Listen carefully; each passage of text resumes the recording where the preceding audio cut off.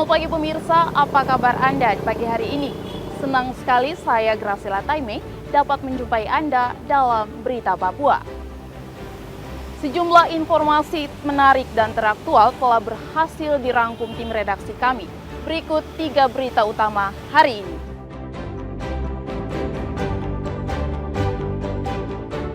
Ancam petugas menggunakan parang, 19 narapidana di lapas Nabire kabur.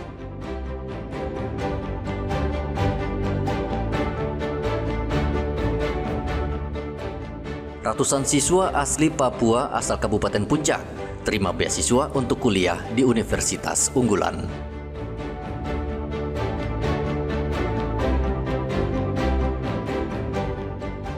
Situasi Kabupaten Puncak, Papua Tengah dipastikan aman, seluruh ASN diimbau kembali bertugas.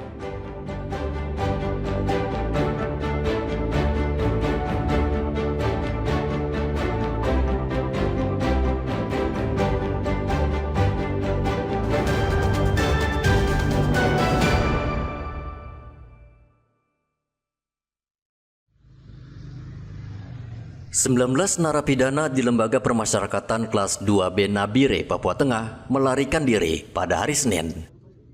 Belasan narapidana kabur saat jam berkunjung. Narapidana menggunakan parang dan mengancam petugas sehingga mereka leluasa berlari ke pintu keluar. Kalapas Kelas 2B Nabire Edi Saputra mengatakan ke-19 narapidana berhasil melarikan diri saat jam berkunjung. Mereka langsung menyerang petugas ketika pintu dibuka. Warga binaan Lapas Nabire melarikan diri. Jumlah 19 orang yang kita sudah identifikasi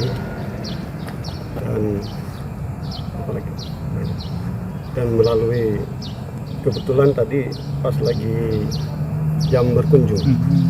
Jadi jam berkunjung ada sejumlah napi yang melarikan itu ke tempat kunjungan, teman kunjungnya. Nah, ada 2 orang izin pamit untuk ke registrasi. Ke registrasi dibukalah sama komandan jaga pintunya. Ternyata langsung diserang. Nah, terjadilah itu pelarian. Karena petugas kita memang agak minim, makanya bisa dibuat. Kapolres Nabire AKBP Samuel Tatiratu mengatakan 3 petugas lapas terluka dan dibawa ke RSUD Nabire untuk mendapat perawatan. Saat ini Polres Nabire masih menyelidiki kasus ini. Nah, rekan-rekan, langkah berikutnya adalah tadi permintaan bantuan surat sudah tiba di kami di Polres Nabire terkait dengan pengungkapan 19 orang yang lari, termasuk nanti setelah pertemuan kita hari ini, jam ini, dari rekan-rekan dari lapas akan mengeluarkan DPO. Nah, terkait dengan DPO ini kenapa dikeluarkan oleh rekan-rekan dari lapas?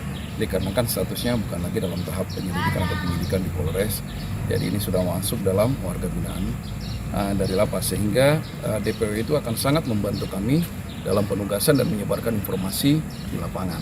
Terkait foto dan kasus apa mereka semua sudah lengkap dan kami sudah terima, namun DPO segera diterbitkan sehingga membantu penyebaran. Polres Nabire mengerahkan ratusan anggota polisi dan TNI untuk mengejar ke-19 narapidana tersebut, termasuk menyekat sejumlah tempat untuk mencegah mereka kabur keluar kota Nabire. Dari 19 narapidana yang kabur, 11 diantaranya adalah narapidana anggota kelompok kriminal bersenjata.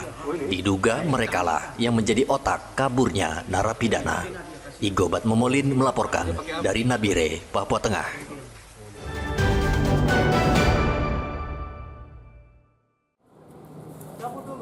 Kejaksaan Negeri Merauke memusnahkan ratusan barang bukti hasil kejahatan yang sudah berkekuatan hukum tetap berdasarkan putusan pengadilan atau inkrah.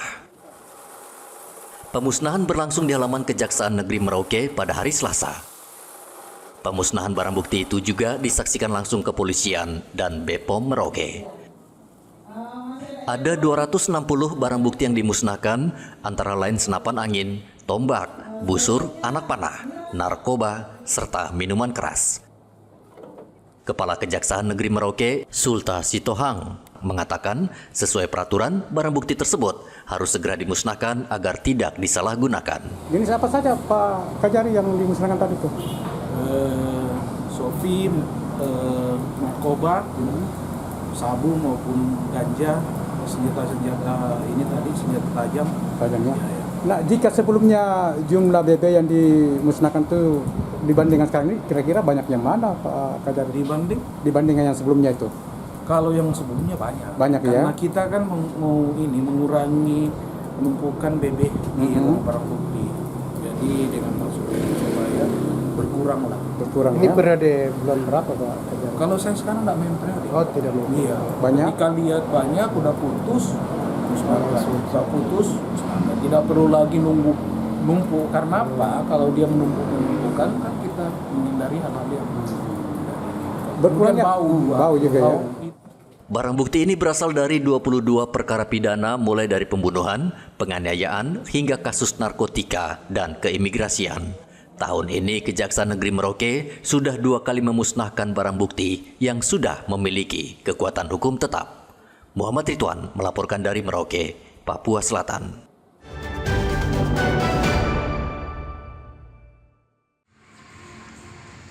Wabah COVID-19 kembali merebak.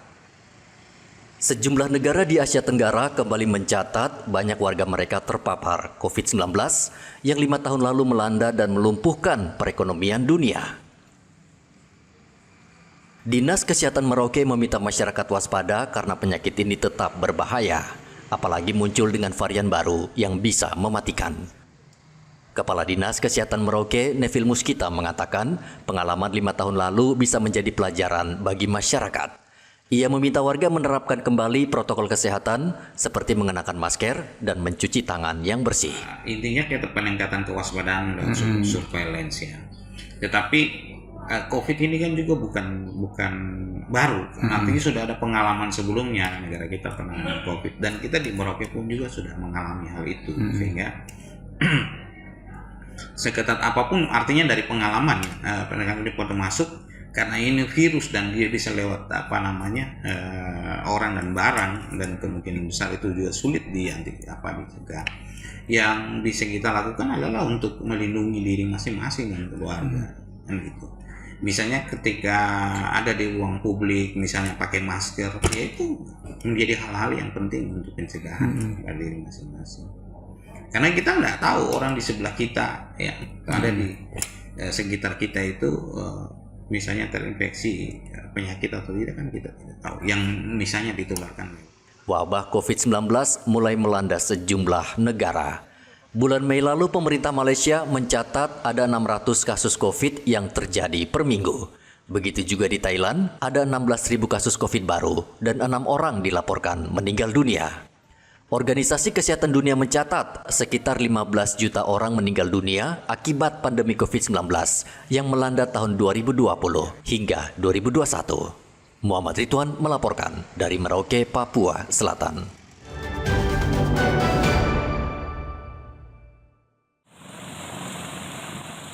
Hampir setahun situasi di Kabupaten Puncak, Provinsi Papua Tengah tidak aman. Teror KKB sempat membuat aktivitas pemerintahan lumpuh karena pegawai negeri sipil takut berkantor.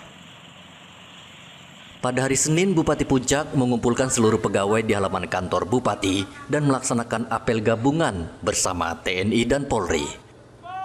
Bupati Puncak memastikan situasi di Puncak sudah aman sehingga aktivitas dan pelayanan warga harus berjalan.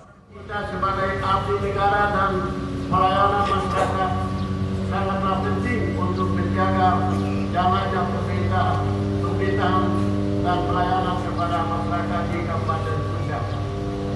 Saya juga ingin mengingatkan kepada kita semua untuk tetap memberikan pelayanan terbaik kepada masyarakat.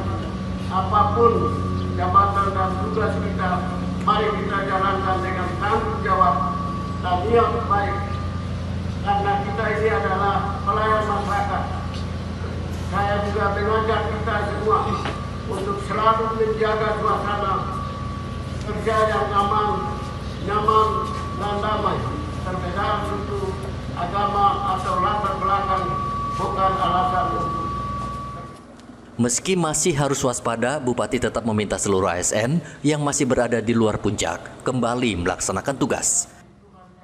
Kabupaten Puncak adalah satu dari 5 kabupaten di Papua Tengah yang rawan kelompok kriminal bersenjata. Awal pertengahan Mei lalu, kelompok ini menyerang pesawat yang ditumpangi Bupati Puncak di Bandara Aminggaru, Ilaga. Dari Puncak, Papua Tengah, Igobat Momolin melaporkan.